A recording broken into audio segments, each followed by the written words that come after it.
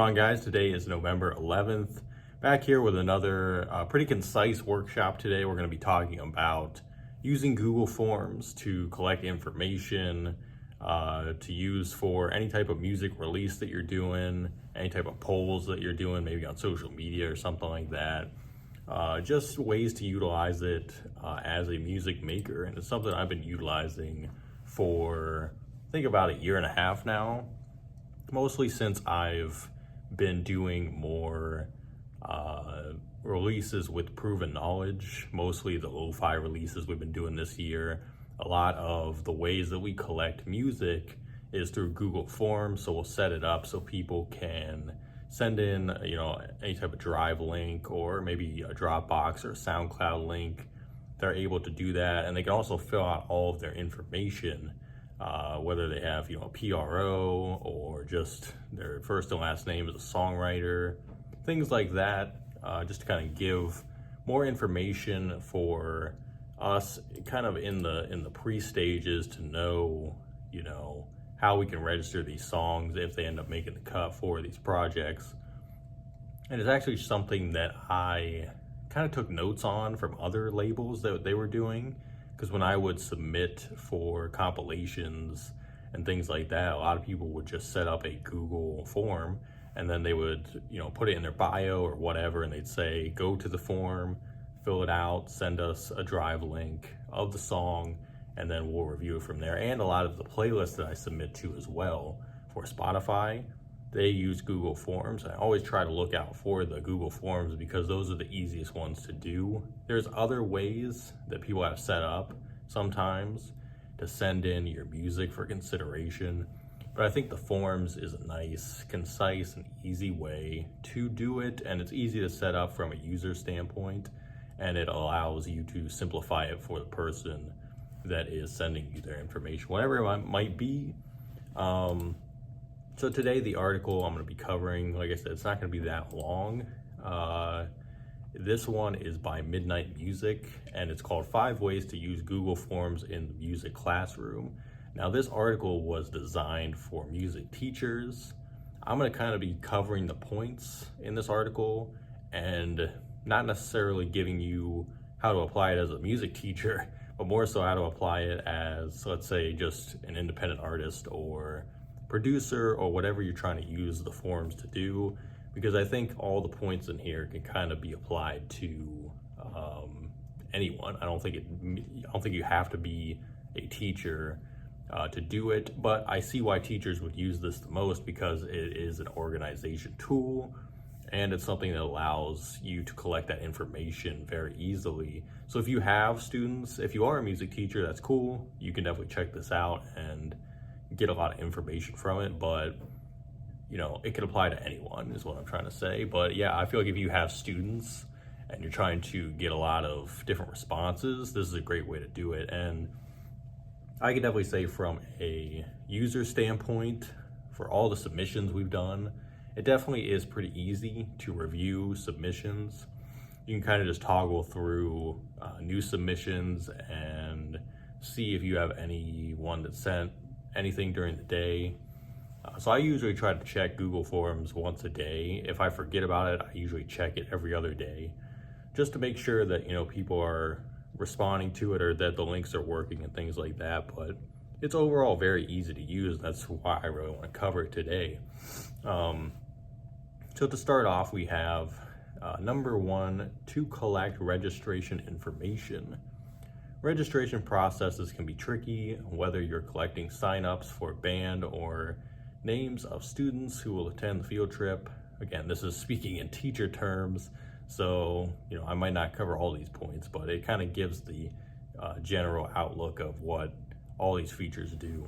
Google Forms makes it easy to collect and organize registration information. My district uses Google Forms for student registering and for instrument classes in elementary schools every year. And I think the good news about this article is that they give you photo examples. So definitely check out the article itself. They show you what it kind of looks like to set up a form. And this one has, it's called Sample Instrumental Registration. And it gives you the options of, filling out a student name, the school, the guardian name, guardian cell phone number. But it's a good example because Google Forms allows you to customize each form very specifically. You can do required information, where you basically put a little, you'll see it on this example. If it has a little red star next to it, it means it's a required bit of information.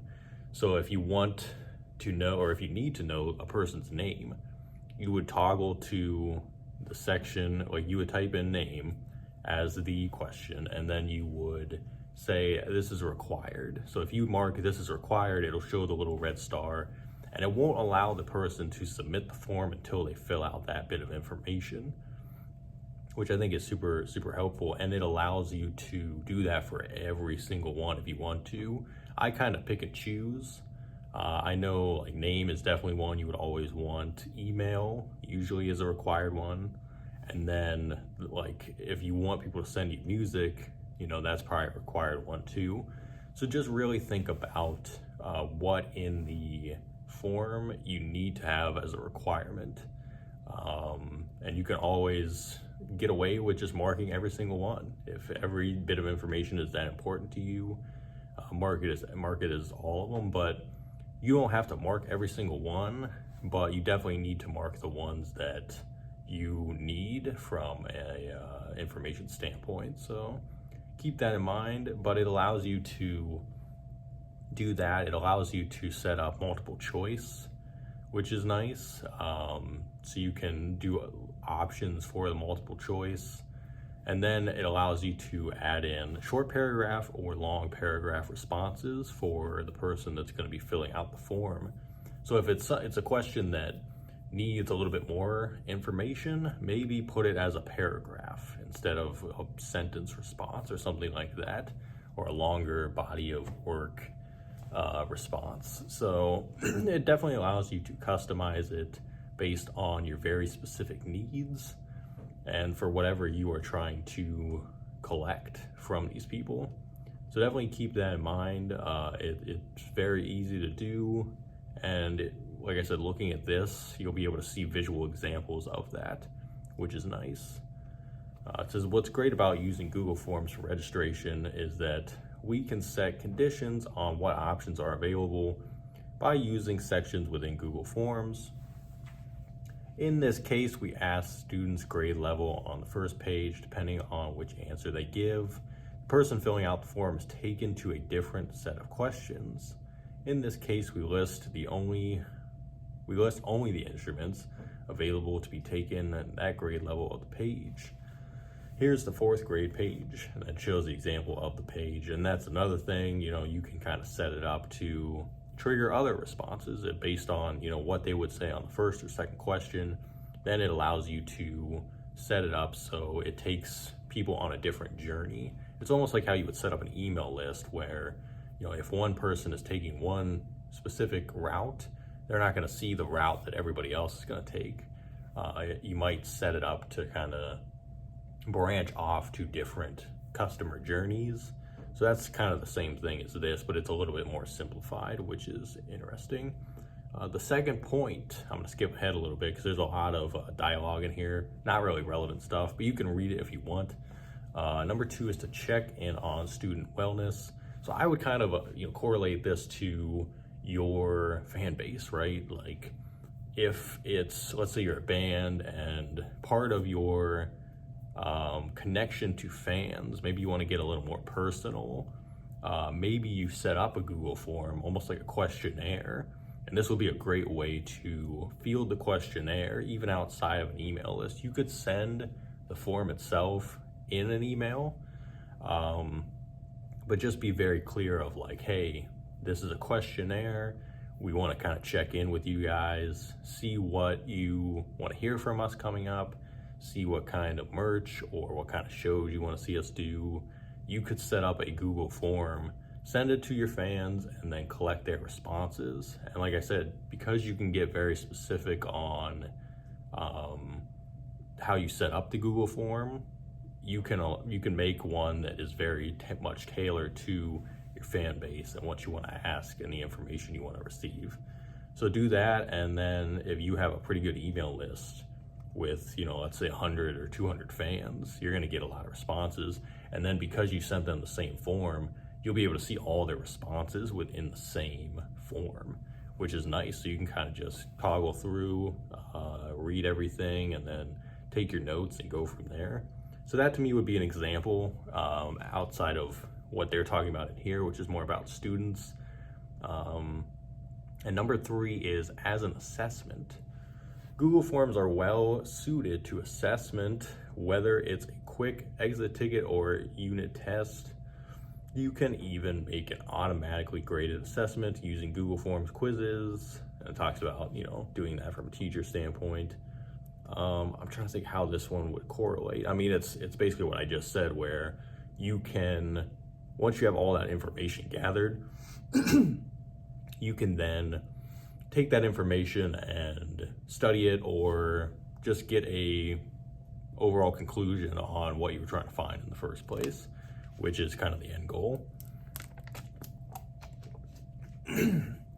So that is number 3.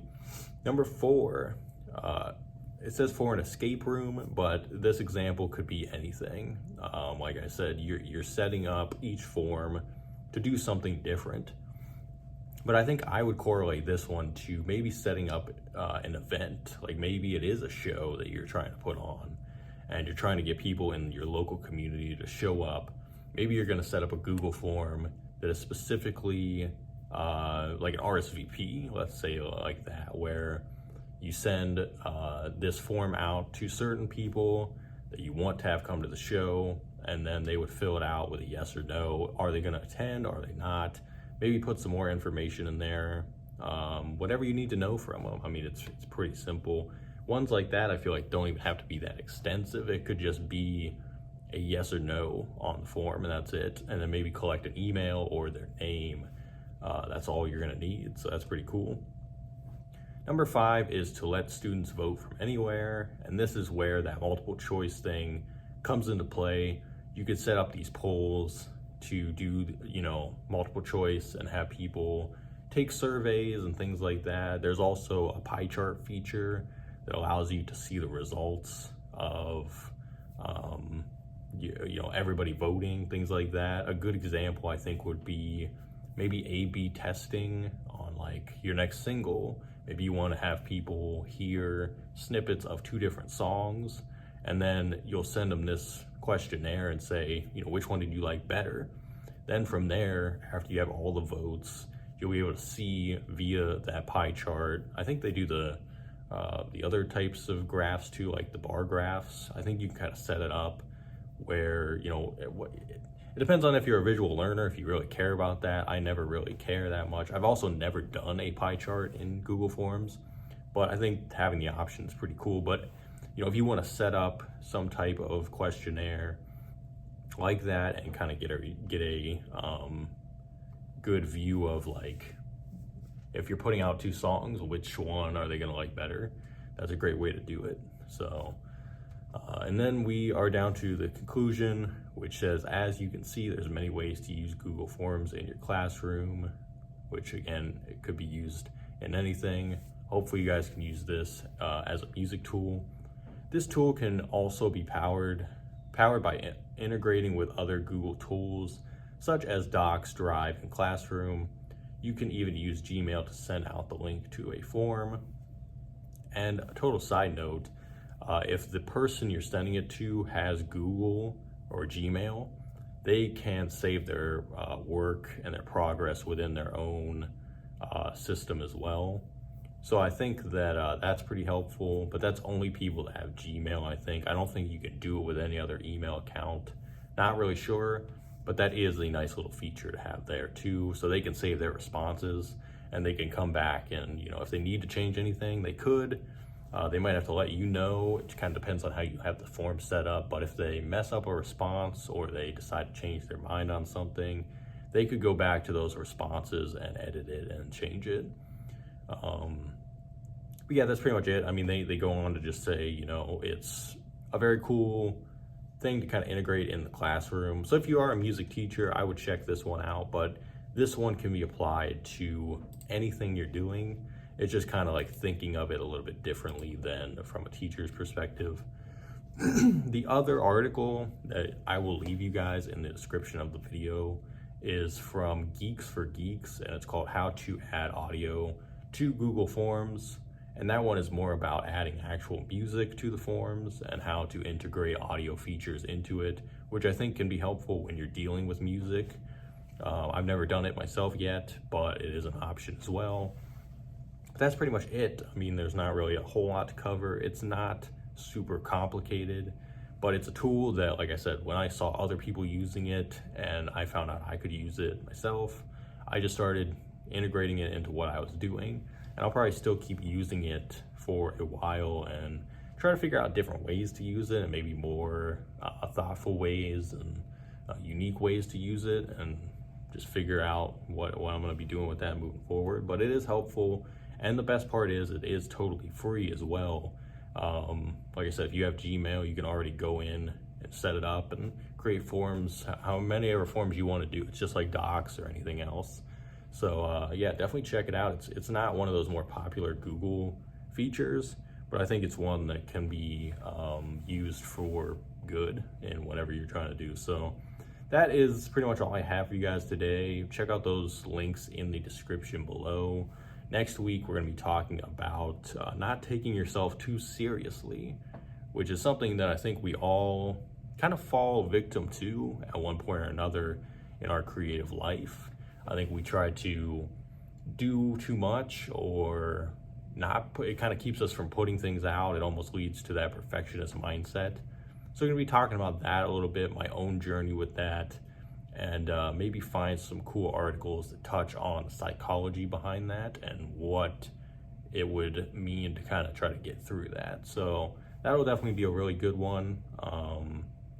But hopefully you guys can take some value from this today. Check out Google Forms. Let me know in the comments if you have used Google Forms before, if you've seen any good results, and if you're gonna use it, what are you gonna use it for? So definitely, you know, as always, stay safe, stay positive. I hope you guys enjoyed this one, and we'll see you on the 18th next week with another one. Until then, take care, guys, and have a good one.